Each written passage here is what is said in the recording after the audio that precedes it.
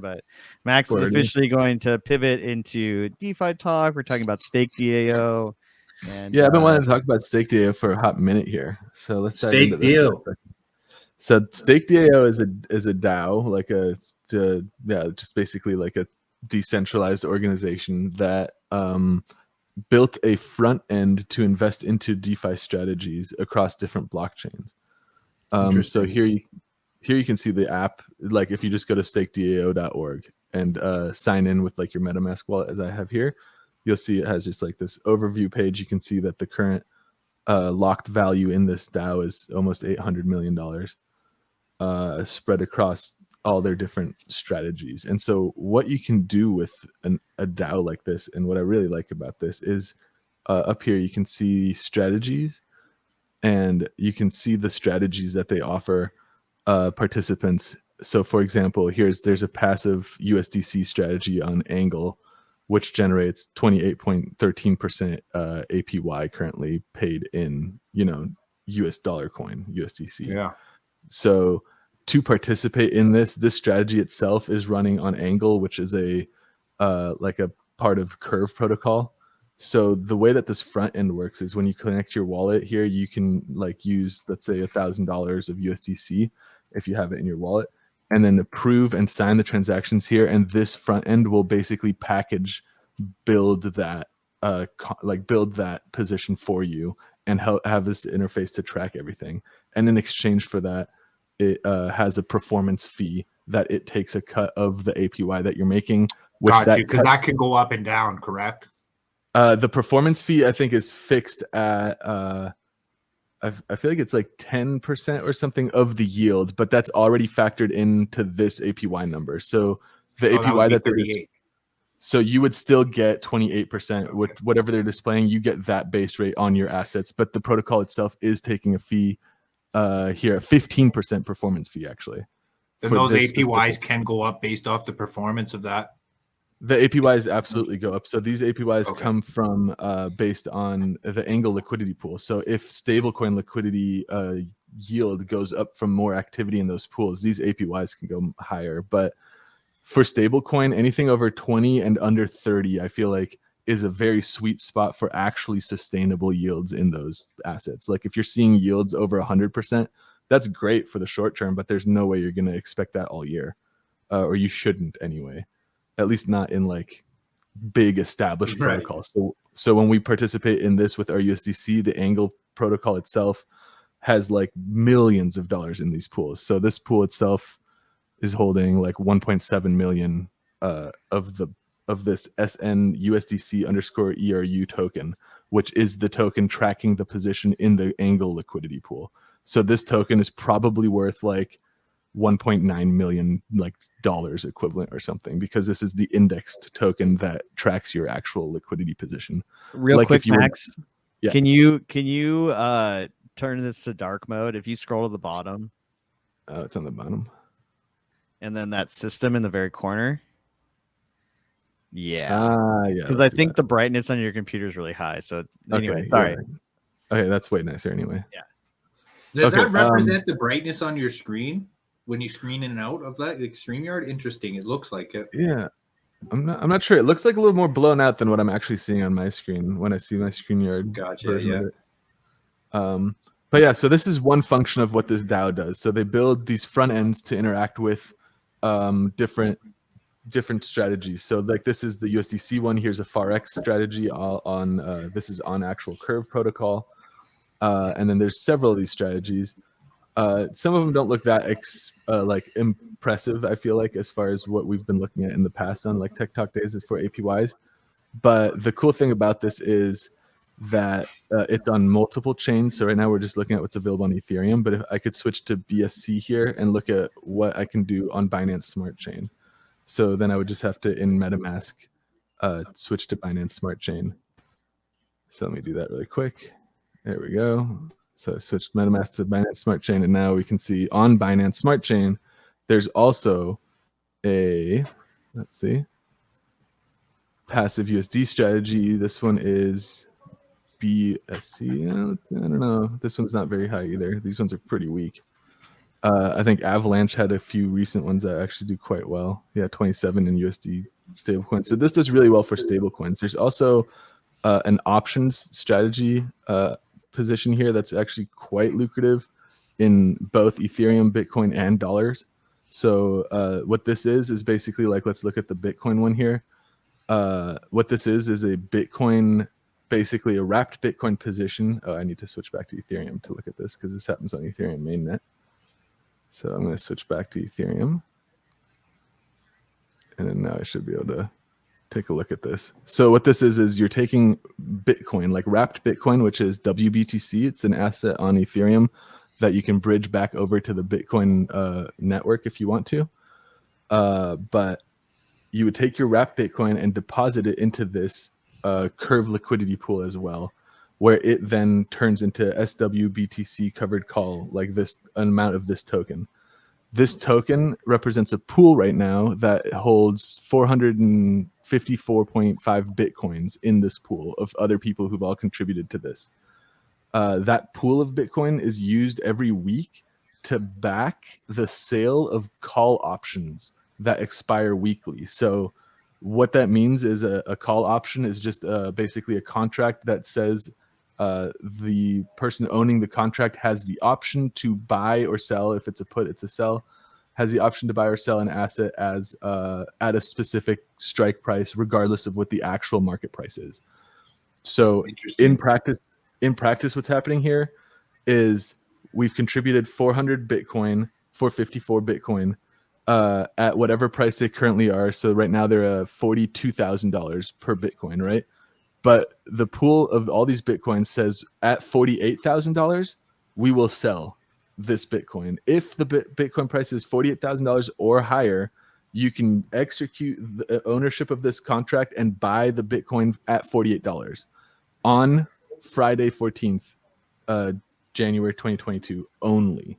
So the owner of the contract that's been sold here, if the price of Bitcoin goes above $48,000, would be able to buy Bitcoin from this contract at $48,000. So if on Friday the 14th, Bitcoin is trading at $50,000, the person who owns this contract would be able to buy the Bitcoin at 48 from this option.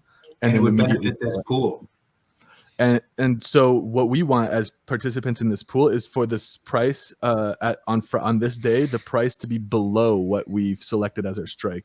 So in that case, what will happen is the option expires worthless and the money is basically rolled over and sold for another week. So you can see this option expiration date. Your returns would go up and everything. Yeah, that's great. So basically what happens is here, this pool is selling off the upside potential for Bitcoin each week. So we're capping our upside potential on the Bitcoin position at $48,000 this week.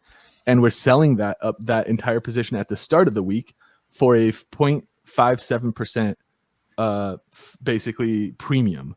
So somebody now paid 0.57% to the people of this pool in Bitcoin to take this option. And then now on Friday, if the option executes in the money, we will have to, stick to this and we'll have to sell at 48K. But if it doesn't, we'll get all our original Bitcoin back plus the 0.57%, right, which will then roll into the next week and do this over and over again.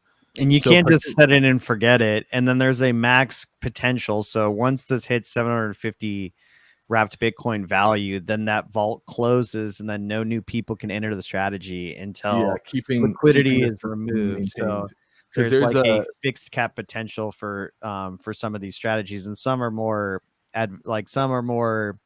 full than others, but there's always like kind of, because if everyone were to do this, then it would become like unsustainable, and then the value of the premium would go down. Totally. Yeah. So this is actually what I consider this actually quite possibly the best yield on a Bitcoin position in DeFi.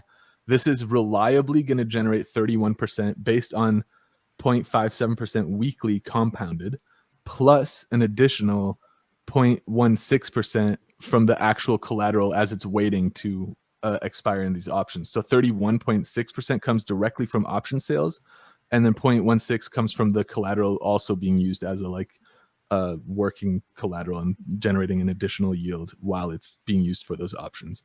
So For this, you're basically generating passive return in Bitcoin, 31% of your Bitcoin in Bitcoin each year. So if Bitcoin keeps climbing, you're earning yield in Bitcoin on Bitcoin with this type of a position. The risk here is explained quite extensively too, but the risk here is contract failure. So the risk is, of course, if we expire in the money, we can lose some of the money. So, for example, I participate in this. So if it does execute that Bitcoin covered call, and it does execute and does spin the value of your Bitcoin of this total amount of deposits, your position would then be in stable coins? No, what happens? So this actually just happened to me recently because so with call options, we're selling the upside of our asset. And then here with a put option, we're selling the downside. So basically we're buying Ethereum put options, but we have to do this in cash because we're agreeing to buy Ethereum at a certain date for a specific price. So like right now we're saying we put cash into this position.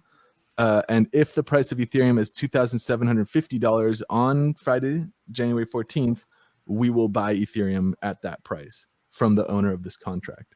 And the owner of this I guess if it executes the contract, does it keep your position in the same value though? Yeah, so that's what I was trying to get right here now so I participate in this contract, and last month the strike price, or last week the strike price was 3,600, and we actually closed at like 34 on the week. So we had to buy Ethereum at 36 when it was worth 3,400. And what happened then with the position is it bought the Ethereum and then it sold it through a like a hedge type structure that they have outlined here actually. And then ultimately it resulted in a 1.6% loss for that week of the full value of my position. Took a 1.6% dump basically. But again, that effectively wiped out about 3 weeks of performance inside the strategy because it makes about 1.5% every 3 weeks.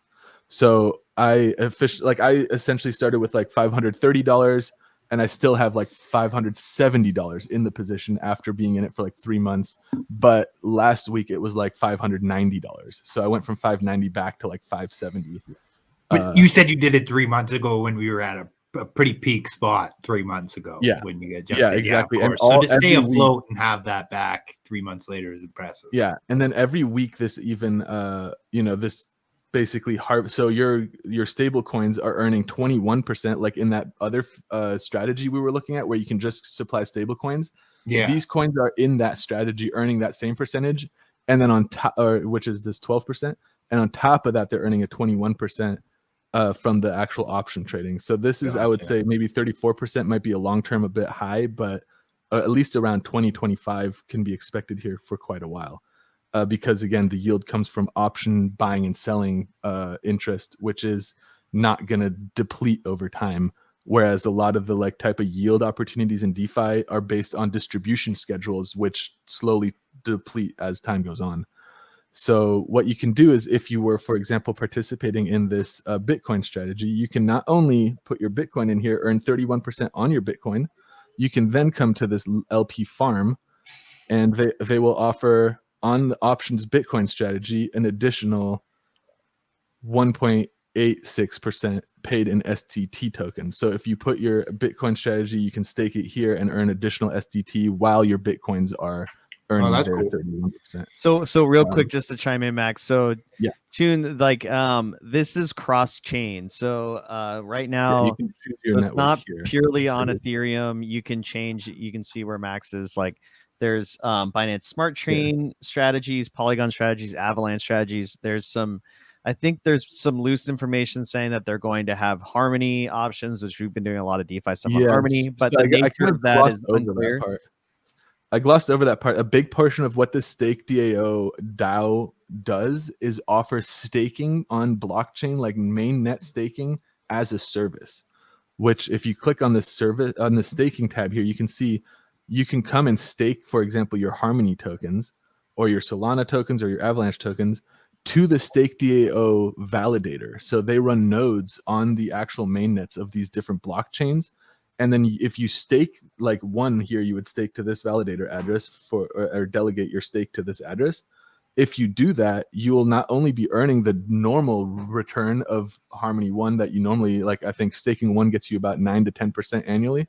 You'll still get that like you would staking it anywhere, but on top of that, you'll also earn SDT rewards for supporting their validator nodes, which in the future will also potentially amount to them issuing, you know, indexed position in staking positions inside their own validators, which you could then access your stake fund. It gets too that's real deep. That's not real deep. But this is one of the flagship products of Stake DAO. You can literally just use, if you already stake Avalanche, stake it through here. You'll earn Avalanche like you already are, and you'll earn SDT tokens. So that is the similar yield farming kind of strategy that you would do, because you are yielding an additional token of value for something that you're already engaging in. Those tokens come from the performance fee on the actual like blockchain strategies. That 15% that's collected is collected and turned into SDT, and that SDT is given out to incentivize participation in the strategies, as well as for staking SDT tokens directly. So if I click over here to the governance tab, this is where the NFTs are going to tie into this. So if I click over to the governance tab, you can see SDT tokens have a 20% APY just for staking them directly with no counterpart. So if we click here, you can see you can stake your SDT, it turns into XSDT, and XSDT is basically indexing SDT plus the performance. And then every rebase that happens, where the performance essentially harvests from all these strategies, which happens in random intervals so that you can't jump in and out of these stake positions to harvest fee distributions. But when those rebases happen, your amount of SDT value that the XSDT you're holding will increase. So you just hold XSDT, the pool does its performance, and when you're ready to turn it back into SDT, you'll basically unlock the SDT you started with, plus whatever performance was added to that through the index of XSDT. So once you've taken some SDT and you staked it as XSDT, you're now earning a portion of the entire DAO's just like XJewel and XViper. Yeah, and this performance, instead of XJewel and XViper, where it comes just from a DEX like swap, it comes from the swap function that they have. So there is a swap over here as well. That is actually you can go to trade, and you can stake your SDTs. Yeah, so you stake your SDT here in the sanctuary, it's called. And if you're doing that, you can do that on Polygon and on Ethereum mainnet. So you don't have to do this on Ethereum. If the fees are too high for the position you have in SDT, you can do this from your Polygon wallet, and the fee structure there is going to be much, much cheaper to do these transactions. Yeah, so the broad strokes version of SDT is kind of like an all-encompassing front end that gives you access to a DEX swap, so you can swap tokens. Like You can have strategies for passive staking on multiple chains. You can have option strategies. You can have LP farming strategies. And there's ways to earn an LP yield on a native token. That native token can then be used to buy NFTs that then pull back into the strategy. So it's just a very all-encompassing kind of curated way to give really aggressive and interesting and novel strategies to play the markets all in one place that is cross-chain. So that's kind of what their service and their shtick is. This is like their swap, for example, where if I go to trade, the swap will actually find the cheapest route across multiple decentralized swap exchanges. So instead of there being liquidity pools here for people to trade against, this is rechecking every few seconds to see what pool has the best deal for me right now for this trade. And right now that happens to be Sushi Swap on the Ethereum mainnet. So depending on what you're trading, this is going to route through different exchanges. So I'm going to go USDT, and now it's doing Shiba Swap. I don't know what the fuck that is, but apparently that's a better deal than any of the other ones. So this is like an aggregator for DEXs. Very fucking cool, very useful, and it takes a small premium for these trades, and that helps fund these fees as well. Anyway, so once you are participating in staking your SDT tokens and you're getting a cut of this protocol's performance, what you can then do is click on this marketplace tab, and here only on the Ethereum mainnet. So I would stake SDT on Ethereum mainnet. This is where you would have to think about your initial investment, because you are paying gas fees. Yeah, and it can be quite expensive based on Gwei. Right now we're at $2.70, so this would cost quite a bit. But you can wait for this to drop to like 70 or something, and then you can do these stake transactions for like $10. So here's what, once you have your XSDT, you can stake those in this marketplace called the Palace section. If you stake a certain number of them here, you can do a little calculation. Like if you staked 1,000 or whatever, let's do 1,300, right?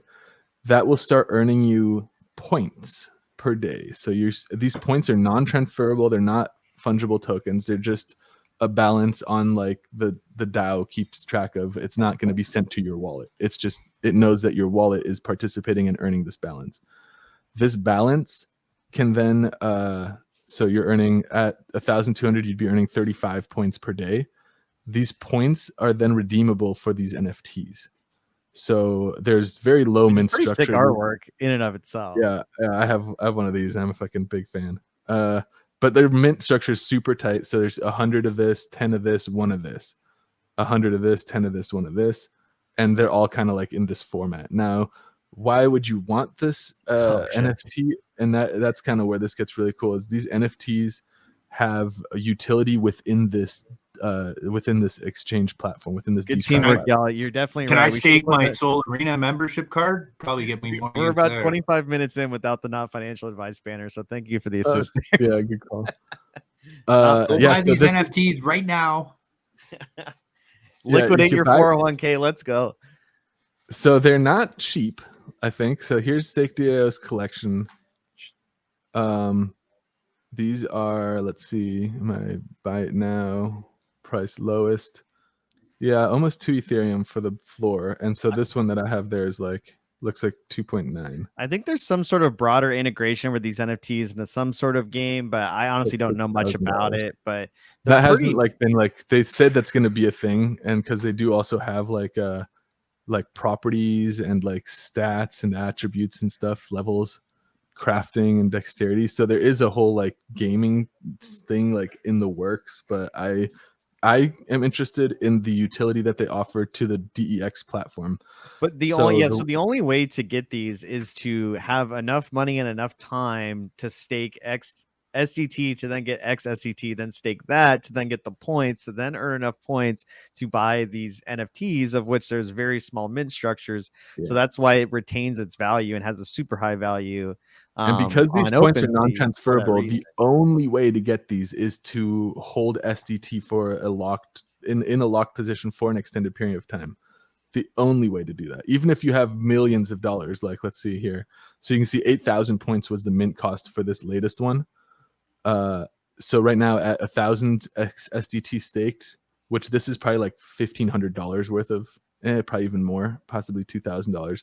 This would take you almost a year to get enough for one of these. Yeah, so you could whale your way in to like reduce the amount of time, but at the end of the day, it still takes time. So if you want one every month, you know, you could do like, you'd need like almost 30,000 XSDT. And then, of course, one XSDT is worth, if we go to the governance tab, one XSDT is worth 1.212 SDT. So it's like, what, 36,000 SDT. And I think SDT is at like $1.30 or something, like maybe even higher than that. Almost $2, I think. So this is like $2 now. Yeah. So. This would be like a $60,000 position to farm one NFT every month. But again, it'd be $60,000 that you can withdraw at any time and are earning 20% APY on. So it's not like you got to lock your money into some insane shit and you can't ever touch it. But that's how you get these that's how you get these NFTs. And then owning these NFTs gives you access to different strategy like that you didn't have before. So for example, these first 6 that came out, they're always in 110 and 1 rarity increments. So it goes common, rare, and unique. So if you have one of the first 6, if you go to this rewards page, all of the strategies that you participate in on Stake DAO, like the Ethereum call strategy, if you have like passive Forex money going, like let's say you have like $1,000 in this passive strategy and you're doing another like 5,000 in Ethereum call strategies. If you also have a common NFT of those first 6 or one of those first 2, you will be able to stake that, and just for having what you're already doing on the market, you would now get a weekly kickback of like $2 or whatever a week on top of this. So again, this is all based on what you are participating in this DAO with. So if you have like a passive Bitcoin strategy of $100,000, this, you know, starts being, let's see, $100,000. It starts being a lot more. Oh, that's because I did 10,000. There we go. If we do $100,000 and you would start making, oh, they really adjusted this. It used to be way higher for this one, but and so it has to be one of those two templates. So you could use one of the 6. So it can be either the Tempest one or the Python one. And then depending on what the rarity is, how much it'll amplify your thing. So it's pretty much the common, the rare will do, I think it's 3 times what the common does. And then the unique does 10 times what the common does. So if I do this, you'll see here, I'm making now $35 a week-ish. But the other NFT that just came out, so those were the very first ones they released in the marketplace. If you go back here, those were these 3, and you can see back then they were much less. They cost only I think 800 points or something to mint back then. 500 points here. So much cheaper back then. It was also, you know, harder to get the points as those STT units weren't quite as abundant. But now the next 3 that they released, the Leviathan and the Temiel, it's hard to say. These ones are the ones I've been really interested in. So owning any one of these gives you access to, if we go to strategies and then premium, they have this arbitrage strategy that exploits arbitrage bot trading on Avalanche for an APR yield of quite a fucking bit. And the way that this strategy works is you need one of those NFTs. So depending on which NFT you have, like the rare or the common or the unique, depending on how rare your NFT is, the more you can contribute to the strategy. If you have a common, you're allowed to then contribute 3,200 SDT tokens. If you have a rare, you can do 16,000 SDT tokens. What that means is you would then here stake your NFT and then stake your SDT tokens to the strategy. And then every week, this strategy pays out in liquidity on Curve, which is stable coins that are already yield farming in a pool of DAI, USDC, USDT, and FARX. So effectively what you get paid in this strategy for staking an NFT and staking SDT tokens is you get paid out in this. You get paid out in tokens that represent a position already active in this strategy. So every week on, I think, Wednesdays, this premium strategy will drop. And if you are participating to the full extent, 3,200 SDT on one common NFT, this is about $250 a week in stable coins. So the money that you're making passively in this strategy is already not exposed to the price action of the assets involved in the strategy. So you need an NFT and you need SDT tokens, but you're receiving stablecoin liquidity. So I really like that, and it's permissioned behind ownership of one of these NFTs. So you can see that, you know, it's 75% full. Once it's all the way full, like, it's based on how many NFTs exist and how many people are staking them, and like there can't be more than that. Because the NFTs, like, you have to have the NFT to do it, and you can only do one NFT per account, by the way. You can't just do 2 commons. You would have to do that on 2 separate wallets. But yeah, this is kind of like an overview of like a DAO, like DeFi platform that doesn't just, it's not just an exchange, it's not just a money market, and it's not just a strategy spot, it's all of those things at once, as well as just a passive, like staking as a utility provider, as well as a stake platform for 20% APY paid from a functional strategy that has currently oh no, look at that, we went up $6 million while we were talking. We're at $805 million in this protocol. Yeah, now. so I think the idea to tie it all together, like we've talked about different DeFi strategies, and like, you know, liquidity farming has been a thing for a good bit of time now, but now it's starting to evolve. And now you see things like DeFi kingdoms where you have liquidity farming that's also like built into a game economy with hero NFTs. And Stake DAO is now, you know, kind of a curated cross-chain complex strategy to swap, incorporate NFTs, get additional yields. I mean, it's just interesting to see how aggressively and in a really interesting way the kind of yield farming and reward structuring and decentralized finance gives to retail investors that really is pretty unprecedented compared to traditional financial markets. Yeah, like this option strategy that we went over a second ago is pretty fucking high concept, and to be able to do that passively without a broker and using like just your wallet and no like permissioned access into an exchange with some account minimums or whatever is pretty impressive. On top of this stuff, this is DeFi. So DeFi, this product is trying to be a one-stop shop, but DeFi itself is not a one-stop shop, meaning that let's say you participate in this Ethereum put strategy on this platform. This put strategy is using a pool that includes FARX, which you can see here, FARX3 curve pool. This is a FARX USDC, USDT, DAI pool. And if you're in DeFi and you know about FARX, here's the FARX protocol. FARX generates a stable coin algorithmically. So here's the FARX stable coin. It's currently trading at $1. And there's a $2 billion circulating supply. So this protocol is maintaining a stable peg on a stable coin with a $2 billion supply across the DeFi space. The way that this supply is maintained is, you know, the algorithmic here. So you can see the backing. So currently of the $2 billion, 84% of that is actually backed in the collateral assets, which is USD, usually USDC, USDT, DAI, and I think some Ethereum and a few other like mainnet assets on this guy. But you can come here to the staking gauge and see what protocols across which different blockchains FARX is incentivizing.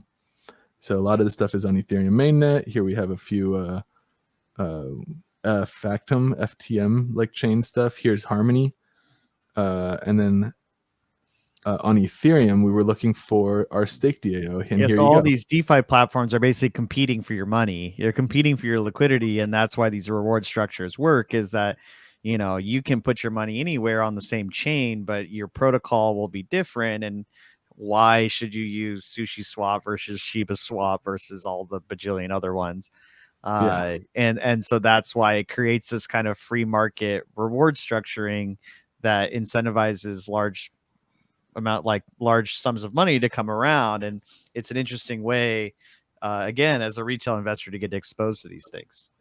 Yeah, and then here you can see this is that asset that you get here, SD ETH-Frax put.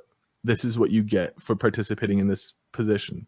And then here on FARX Finance, you can see Stake DAO SD ETH-Frax put. This is the token they want you to stake here. Okay, cool. What are they offering? Let's take a look. Currently, you can stake. So in addition to whatever your position is making, I guess you can see my position here now. So there's my $5,000 in this position. And so what you can do here is you're earning an additional 29% on top of this already decent performing yield structure. Now you can even amplify that by committing to a longer lockup, which I've done here. This is a 3-year lockup, is 1,095 days. Max is bullish on crypto long term, as you can tell. I'm very bullish on this kind of stuff. But my kind of like YOLO move into this 3-year lock period is the fact that this gives me a 3x multiplier of the already 30%, meaning that when I started this position, the yield that this will generate, if I lock it for 3 years, will cover my entire principal in 10 months. So let's see how that's going. If we scroll down, you can see I'm 40 days-ish into this. I just saw what you posted. And I've made $1,300 additionally on top of my thing here. So I can just claim this and drop this into my wallet. But Yeah, so you can basically make a stable coin reward while not touching your locked position, but you do have unlocked FXS tokens that you get along the way. So it makes you do have some liquidity you can spit off by this position without ever touching your lock. So plus it keeps me in a forced hold of this position, which, you know, like I said, I started with 5,300 and now it's 5,800 after we lost some 1.6% on a in the money close last week. So that's okay. Not like I could take it out anyway. So but yeah, so there is so many ways that you can layer these types of positions. Same with like if we go to LP farming here, you can see like here's Uniswap. You can go to Uniswap, add SDT and Ethereum into Uniswap liquidity, and then stake those liquidity tokens here and earn an additional 65% on top of whatever Uniswap is earning you in liquidity mining, or in yield farming rather. This is liquidity mining. Yield farming is just supplying the liquidity. So you can see again, like here's Sushi Swap. You could do the same stuff, and on different blockchains too. So here's Polygon. You can check, and 18% is not bad on a USDC or US dollar liquidity mine. So again, lots of like complex kind of like options here with a very clean and accessible front end. This is kind of what I'm expecting to see things like Tranquil Finance turn into long term, where you have like not just your money market, but you also have the trading option. You also have a lending protocol. You also have a strategies protocol. And I'm keeping my eye on Stake DAO because I want to participate in the new strategies as they get added.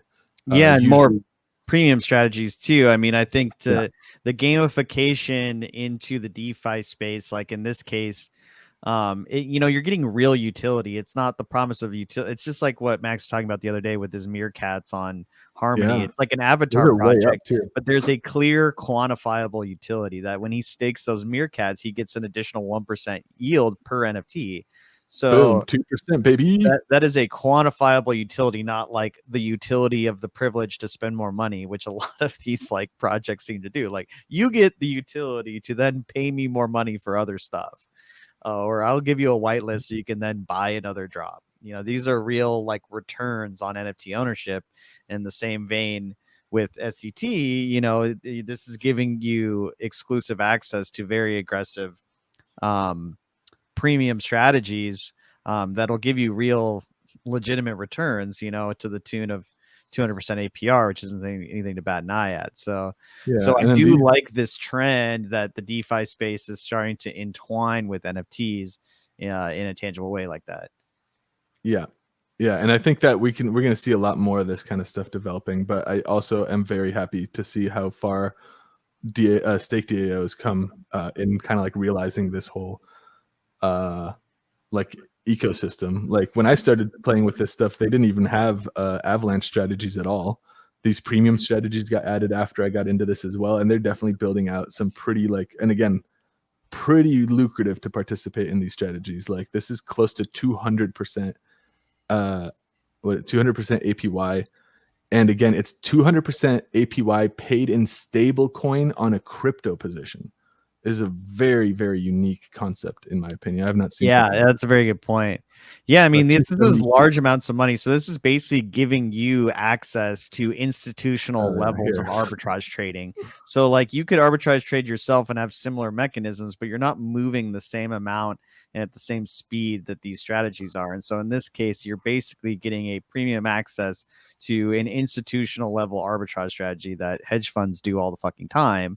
That basically this is you being able to, in a decentralized finance world, participate in the aspects of hedge fund trading. Yeah, you can get a cut of some of these more complex things. Like even like, you might have a decent amount of Bitcoin, but how do you structure a covered option, like a covered call option sell without a broker? And then like, well, here we go. We got some like kind of DeFi options here. Again, it's all like do the research, dive into some of the risk behind this. The thing when you start wrapping DeFi positions further and further into different protocols, you start assuming more risk. So here you can see the risk of this strategy has to do with like basically this first paragraph is about if Bitcoin is out of the money. Beyond that, the strategy has a slippage when you deposit and withdraw from the strategy. There could be a fucking like slippage in your favor or outside your favor based on how many people are trying to withdraw at that moment, because this strategy can only be withdrawn from once a week in between options expiring and new options being issued. During the in between that little window, the value in the pool is locked to, has been committed to those covered options, has been covered basically. In addition to that risk, this strategy uses a curve finance STT stablepool, so we're exposed to contract failure risk on curve, and on top of that, an additional like audit contract for this. So there's several like layers of smart contract risk. The further you wrap your positions, the deeper your risk exposure becomes. You basically because you're more exposed to multiple smart contracts. Yeah, like you could be like, for example, that one curve pool. Like curve is great in my opinion, but the pool that I'm part of that's making me that stablecoin liquidity, it consists of ETH, USDC, USDT, DAI, and Forex. That means that pool has exposed risk to all four of those assets. If USDT becomes unsolvent, that pool is exposed to USDT solvency risk. If Forex may be more likely in some people's opinion because it's an algorithmic stablecoin being maintained by an actual DeFi protocol, if that becomes insolvent, this pool, even though I put my USDC into the pool itself can become insolvent. So I'm exposed to risk, not just of the Curve protocol pool, but of the Forex smart contract that issues the Forex stablecoin. Because if that stablecoin pool, or that stablecoin loses its peg, that's bad news for my assets exposed to that stablecoin in a pool that maybe didn't get exploited. So, yeah, and that is the upside and the downside. You don't have a broker to cover your ass. You don't have any what's the word, like SEC insurement or anything like that. Liability insurance. Yeah, for you being and being that's your own also broker. I expect to see that shit. Like you're gonna see a tab on Stake DAO or on like Sushi Swap or Uniswap very soon, where it'll be like insurance, and you can like pay crypto to insure your liquidity positions down the line. Yeah, so you get unprecedented access to aggressive strategies, but at the same time, when you are your own broker, you assume a lot more risk, and so that is the do your own research piece, and that is the weigh these things, and there is a culture of getting smart contracts audited when these big DeFi protocols, and it's a big deal to pay attention to the ones that you use, because there's 1,000 of them and they all have really absurd names that are either based on food items, animals, or particularly anything related to Doge. Like, just because it has swap in there doesn't mean it's legit. And so, and they don't necessarily look flat. Like you saw that Forex protocol, and they're all copies of one another. It doesn't look flashy, but that's $2 billion in locked value. That's not like they're worth $2 billion if all the tokens were sold. No. The contract is holding 80% of $2 billion in collateral. Like that value is in that contract. You can look that address up and find like $1.7 billion in stable coins there backing up this Forex token. And you can mint new Forex tokens if the peg gets unlost, like it starts to dip. You can mint new tokens by literally contributing any of the backing tokens and having the protocol mint you new ones at a better rate than buying them on the market. And maybe we can do this in a different tech talk, but being able to vet these different protocols and websites and strategies. Yes, some are more legit than others, and they may promise you millions of APY, but then their smart contract hasn't been audited by anyone reputable or at all, or like the value of the token that they're putting up is just printed out of nowhere and doesn't have any real value or collateral. You need to understand the risk of assigning permission to a smart contract with your wallet. When you have your position and you join like that options contract on Stake DAO, the first transaction is give Stake DAO's contract permission to interact with my wallet. If you sign that permission transaction on a malicious contract, that contract, you could be signing permission for the contract to steal all your money. And you need to know what you're doing when it comes to what you're signing. And if you are unsure of audits or you feel a little uncomfortable in the environment that you're in, make a clean wallet, fund the clean wallet with only what you're willing to risk with this new protocol, and interact with the protocol from that new wallet. There's no reason to fuck with your like main like DeFi wallet with some janky ass like in the weeds protocol.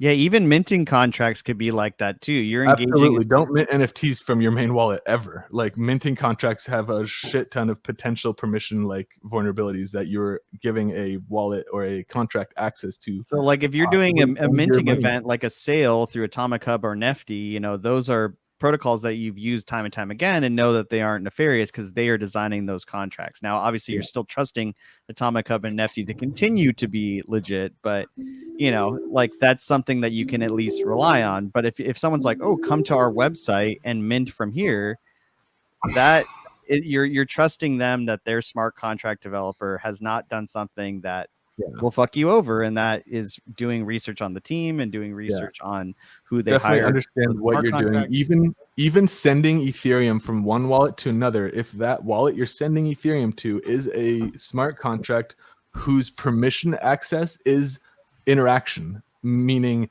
just by sending somebody an amount of Ethereum, even if they give you like they say it's their address, look that shit up, because if it's not their address, if it's a contract address, and you send that a small amount of Ethereum, you could give that address permission to steal your shit.